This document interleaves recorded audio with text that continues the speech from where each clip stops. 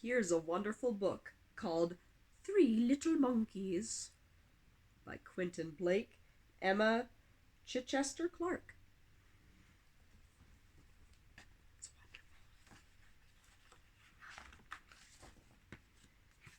Hilda Snibbs came into the hall and closed the door. "I'm home," she called. "Where are you?" Hilda Snibbs had three little monkeys. Their names were Tim and Sam and Lulu. Hilda fed them slices of carrot and apple and banana and worried about their health. They were very lively.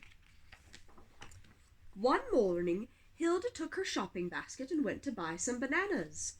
"Be good while I'm away," she said.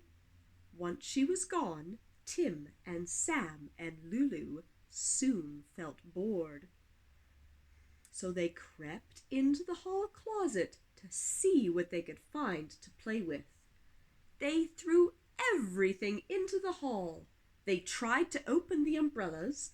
They climbed into the rain boots.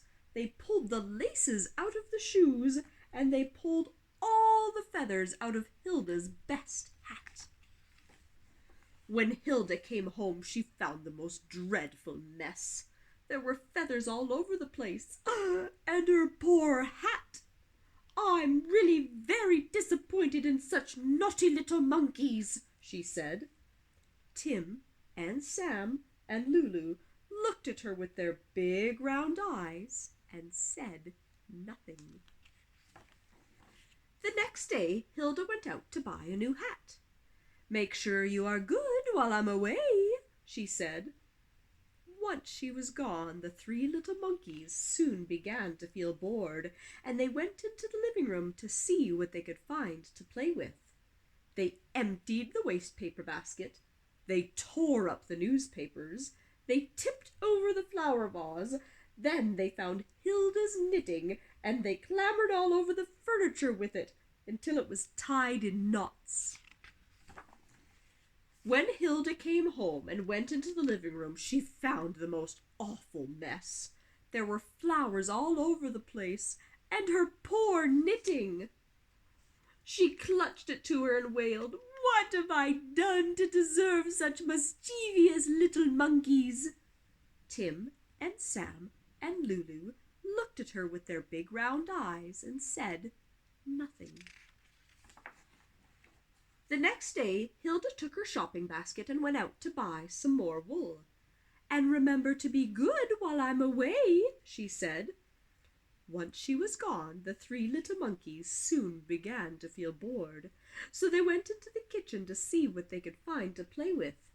They pulled all the brushes out of the cupboard. They emptied the cleaning powder onto the floor. They got into the garbage and threw out all the potato peelings, and they tipped a saucepan of soup all over the kitchen floor. When Hilda came home, she found the most awful mess. There were brushes and potato peelings all over the floor, and her soup! Hilda banged the saucepan on top of the stove and shouted, "Good grief! How long can I put up with these terrible little monkeys?" Tim and Sam and Lulu looked at her with their big round eyes and said nothing. The next morning, Hilda took her basket and went out to buy a can of soup. "And be absolutely sure that you are good while I'm away," she said. Once she was gone, the three little monkeys soon began to feel bored, so they crept up the stairs and into the bathroom to see what they could find to play with. They unrolled all the toilet paper. They squeezed the toothpaste. They nibbled the soap and didn't like it. And they poured Hilda's favorite shampoo into the sink.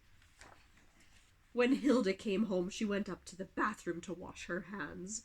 She found the most unbelievable mess. There was toilet paper and water and soap suds over the whole floor, and her poor shampoo. Hilda screeched. She tore her hair and rolled her eyes. "Oh," she cried, "oh, for a peaceful life without these wicked little monkeys!" The next day, Hilda had to go and see her mother, who was in bed with a bad cold. "And don't forget, you must be good while I'm away."